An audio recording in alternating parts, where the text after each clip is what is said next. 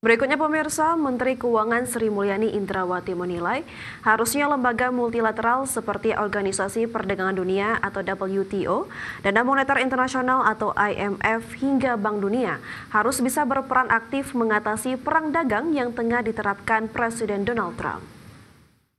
Di mana Menkyu Sri Mulyani menegaskan bahwa kebijakan tarif resiprokal Amerika Serikat terhadap 14 negara termasuk Indonesia bisa berdampak menimbulkan ancaman dan gejolak perdagangan global. Terlebih lagi, perang tarif ini membuat situasi global sangat tidak stabil atau volatile dan cukup kompleks bagi perekonomian global. Untuk itu Indonesia berharap mendapatkan hasil tarif terbaik bagi perdagangan Amerika. Seluruh dunia, karena ini lebih dari 89 negara akan terkena, makanya proyeksi ekonomi dunia menjadi melemah karena adanya langkah tersebut. Menko Perekonomian beserta menteri terkait sudah mulai dan terus melakukan komunikasi dengan pemerintahan Amerika Serikat. Di sana sendiri juga terdiri dari beberapa kementerian, Bapak. Ada USTR, ada Secretary Commerce, ada Secretary Treasury, dan juga ada dari White House sendiri, maka kita berkoordinasi dan berkomunikasi dengan mereka. Kita berharap kita akan tetap mendapatkan. Ya, pemirsa, pemerintah Indonesia terus memaksimalkan negosiasi dengan Amerika Serikat. Menteri Koordinator Bidang Perekonomian Erlangga Hartarto secara khusus hadir di Washington DC untuk memulai negosiasi lanjutan tarif resiprokal 32%. Pengenaan tarif resiprokal 32% untuk Indonesia langsung direspon cepat Indonesia. Pemerintah mengutus Menteri Koordinator Bidang Perekonomian Erlangga Hartarto untuk bernegosiasi lanjutan dengan jajaran pemerintahan ekonomi dan perdagangan Donald Trump. Juru bicara Kementerian Koordinator Bidang Perekonomian Haryo Limanseto menegaskan, Menko Erlangga akan mengadakan pertemuan dengan perwakilan pemerintah Amerika untuk mendiskusikan keputusan tarif Trump bagi Indonesia yang akan diberlakukan pada 1 Agustus mendatang. Haryo menilai masih ada ruang dan peluang untuk mendiskusikan tarif resiprokal 32%.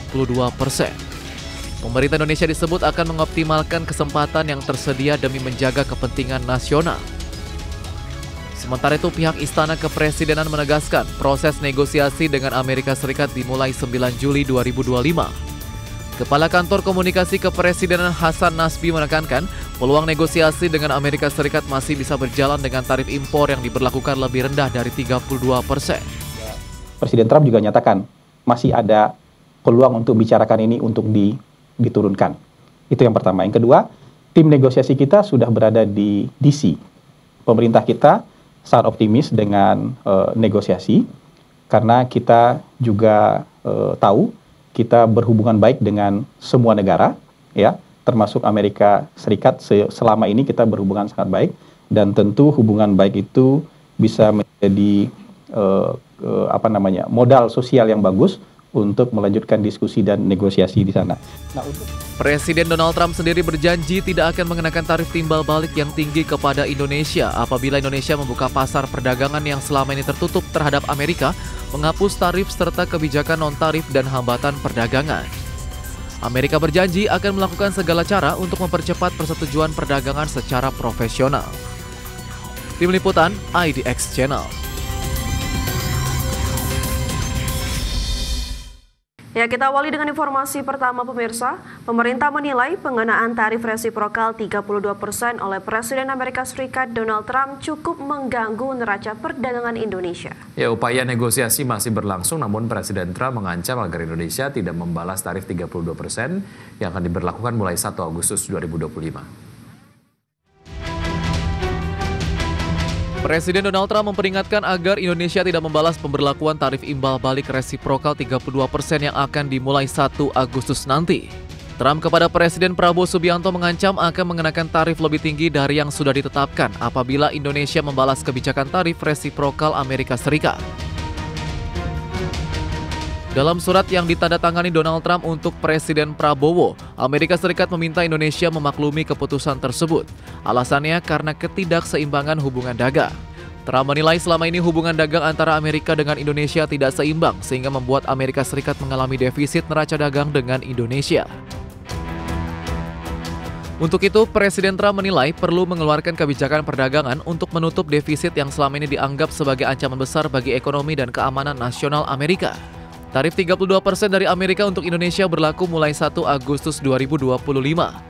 Meski begitu, Trump menyebut tarif tersebut dapat turun jika Indonesia ingin membuka pasar perdagangan yang selama ini tertutup terhadap Amerika. Selain itu, Trump meminta Indonesia menghapus tarif serta kebijakan non-tarif dan hambatan perdagangan. Bahkan, menurut Trump, Indonesia tidak akan dikenai tarif jika perusahaan asal Indonesia membangun pabrik di Amerika Serikat. Dari Jakarta, IDX Channel. Selanjutnya, Kementerian Luar Negeri menegaskan bahwa secara umum peran Amerika Serikat dalam perdagangan global Indonesia hanya 15%. Namun, untuk itu pemerintah terus mengupayakan perluasan dan perlebaran pasar perdagangan di luar Amerika. Wakil Menteri Luar Negeri Arif Hafaz Ugroseno menekankan penting bagi Indonesia untuk melebarkan sayap perdagangan ke wilayah lain di luar Amerika Serikat, terutama diversifikasi relasi perdagangan ke pasar Eropa, negara Timur Tengah hingga kawasan Afrika Selatan yang perlu ditingkatkan. Selain itu, Indonesia juga memperkuat dan memperluas ekspor ke negara-negara emerging market yang memiliki potensi dan peluang pasar cukup besar. Di sektor-sektor prioritas, partisipasi pada pameran perdagangan dan industri, serta penetrasi pasar-pasar baru di Afrika dan Amerika Latin. Jadi strateginya tidak direct market ke traditional market, tapi seperti itu. Dan beberapa negara di Afrika Utara mempunyai FTA dengan seluruh Afrika. Jadi artinya 0% untuk seluruh. Selanjutnya pemirsa, Menteri Koordinator Bidang Pangan Zulkifli Hasan meminta tambahan anggaran menjadi 410 miliar rupiah. Ya, tambahan anggaran ini diperlukan mengingat proses pendirian dan operasionalisasi Koperasi Desa Kelurahan Merah Putih memerlukan pemantauan langsung di lapangan. Dalam rapat kerja bersama Badan Anggaran, Zulhas mengusulkan penambahan anggaran sebesar 272 miliar rupiah. Zulhas menegaskan bahwa Koperasi Desa Merah Putih bersifat operasional dan mencakup kebutuhan pangan lainnya. Menurutnya, keberhasilan Koperasi Desa Merah Putih sangat bergantung pada pendampingan langsung di daerah.